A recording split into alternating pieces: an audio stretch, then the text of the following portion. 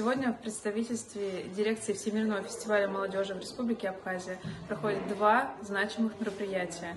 По нашему приглашению наши партнеры откликнулись и проводят мастер-класс по ораторскому мастерству от Российского общества знания. И также Студтуризм приехали с программой по написанию грантов, по их оформлению и медийному сопровождению. Два таких мероприятия полезные для различной аудитории. Участие принимают студенты Абхазского государственного университета.